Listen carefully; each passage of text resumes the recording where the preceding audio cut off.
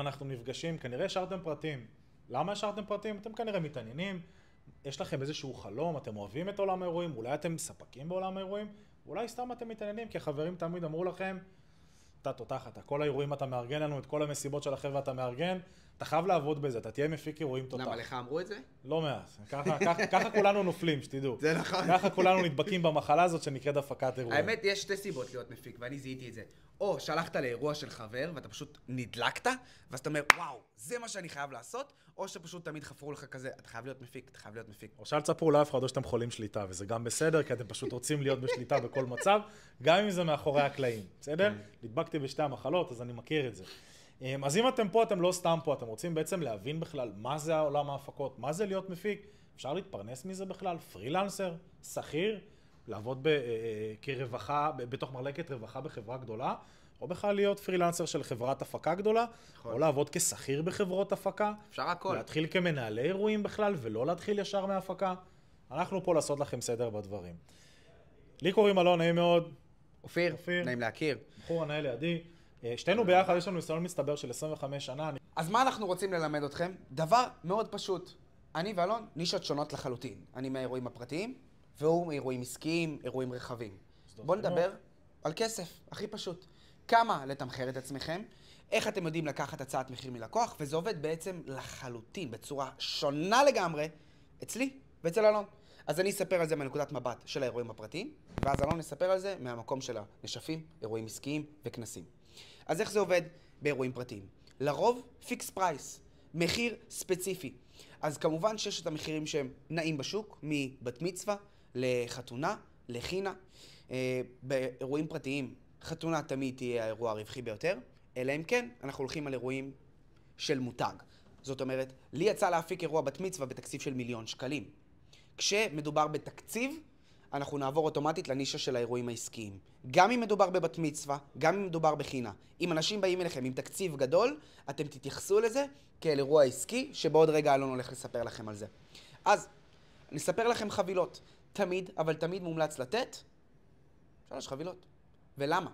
כי כשאתם נותנים ללקוח את האופציה לבחור בין חבילה בייסיק, קלאסיק ופרימיום, הוא כנראה יבחר את החבילה האמצעית, ואתם תצטרכו להוביל אותו לשם. איך זה בא לידי ביטוי באירועים? אנחנו יכולים לעשות להם ניהול אירוע, זאת אומרת, אתם רק מגיעים ליום האירוע, באים ודואגים לאינטרסים של הלקוח שלכם ביום עצמו. אתם יכולים לעשות הפקה בשלט רחוק. מה זה אומר? אתם סוגרים את הספקים, אתם עוזרים לו לארגן את הכל, זמנים, אטרקציות, צ'קליסטים, הכל שהאירוע יזרום, אבל אתם לא מגיעים ליום עצמו. זו הפקה בשלט רחוק. השילוב של השתיים, של הפקה בשלט רחוק וניהול אירוע, הפקה מלאה. הפקה מלאה זה בעצם החבילת קומפלט, שאתם עושים את הכל. עוזרים להם לסגור ספקים, אם יש אולם אז אתם מגיעים לאולם. אתם רואים שהחוזה כמו שצריך, דואגים לאינטרס של הזוג שלכם. זו בעצם החבילת פרימיום שלכם. אני ברוב המקרים אנסה להביא את הלקוח לשם. אם אני רואה שזה לא הולך, יכול להיות שאני אקח אותו לניהול אירוע, או להפקה בשלט רחוק. ככה אתם תשחקו עם התקציב של הלקוח. מעבר לזה, איך הכי קל למכור את זה? אני סוגר ללקוח בעצם אטרקציות וכדומה, וככה אני מכסה את העלות שלי. כי כשאני מביא לך די-ג'יי במקום ב-9,000 שקלים, ב-7,000 שקלים, חסכתי לך 2,000. ואני אחסוך לך לצלם. ואני אחסוך לך, יש כמובן מגנטים ווידאו, ויש לנו כל כך הרבה אטרקציות באירוע. אז אני חוסך לו את זה, ולכן זה משתלם לו לקחת אותי. מחירים. ניהול אירוע באזור ה-3,000 שקלים. זה בערך הטווח של המחירים בשוק. כמובן שאפשר לעלות, מי שיש לו ניסיון, אני לוקח באזור ה-6,000 שקלים היום לניהול אירוע. אם אנחנו נלך להפקה בשלט רחוק, בין 7 ל-10, 7,000 ל-10,000 שקלים, כן? בלי להגיע ליום האירוע, תבינו רגע את הטווח.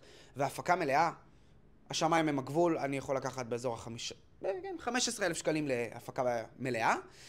ואם מדובר פה בתקציבים, אז אני כבר לוקח אחוזים, ואנחנו עוברים ככה אל האירועים העסקיים, כי אנחנו מדברים על תקציב. אלון, ספר לנו. אז בואו נסביר לכם. הרבה פעמים, אני למשל, שאני עובד מול מוסדות חינוך, אני מדבר איתם פר אורח. מה זה אומר פר אורח? סתם דוגמה, סגרתי עכשיו עם בית ספר, נשף סיום י"ב, 150,000 שקל תקציב.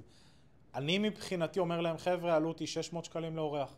יש לנו X תלמידים בבית ספר, יש לנו סתם דוגמה 300 תלמידים, 250 תלמידים, אני אומר להם, אוקיי, מינימום 250 אורחים, כפול, לפחות 600 שקלים כולל מע"מ. אני יודע, כשאני מכין את הגיליון אקסל שלי לפני שאני ניגש למכרז ומוציא להם הצעת מחיר, אני חייב לשים בבטם ליין לפחות 30%.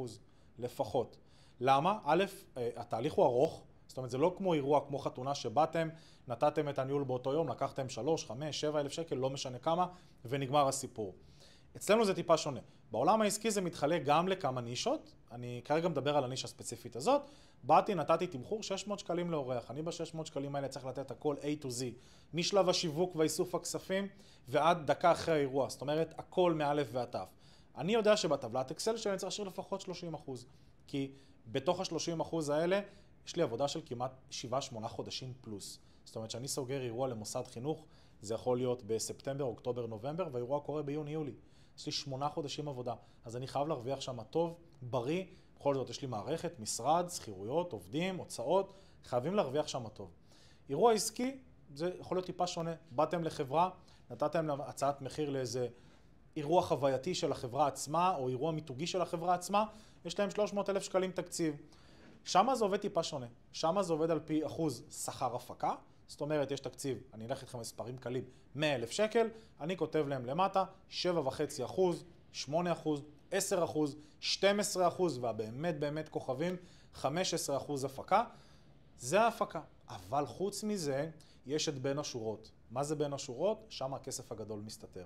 אם לקחתי על ההפקה 100,000 שקל, ולקחתי 15% שכר הפקה, שזה אומר 15,000 שקל, אני הולך וסוגר את הספקים. ללקוח, כשאני בא ומציג לו כמובן את העלות של הספקים, זה הצעות מחיר שאני מקבל מהספקים, אבל כשאני בא לסגור עם הספקים, אני אומר להם, אני רוצה בפנים עמלת מפיק, עמלת הפנייה, עוד 10%. פתאום הרווח שלי קופץ מ-10-15% עמלת הפקה ל-25%, 30% עמלת הפקה. ושם הכסף הגדול נמצא. אז כמו שאופיר אמר, בכל נישה יש אינסוף נישות, סגנונות, סוגים, זה עובד אחרת, זה עובד שונה, אנחנו נלמד אתכם את הכל. נראה לכם את העולם הפרטי, נראה לכם את העולם העסקי, יש אינסוף נישות אגב גם בעולם העסקי, כנסים רפואיים, כנסי קדם, אירועי יח"צ, יש באמת אינסוף נישות. נבוא, ניתן לכם על מגע של כסף את הכל, ללמד אתכם אגב איך לבחור את הנישה הנכונה לכם, כי זה חשוב, ואם אתה בא מעולם הייטק, כנראה שעולם הייטק יותר מדבר אליך, אתה תדבר את השפה של המנהלת רווחה, אתה תדבר את השפה של הלקוח, ושם יהיה הפורטה שלכם והייחודיות שלכם. המטרה שלנו לא סתם קראנו לזה לבלוט, אנחנו רוצים להוציא מפיקים בולטים בתעשייה, בולטים בשטח שיודעים להצליח ולייצר אירועים ברמה גבוהה.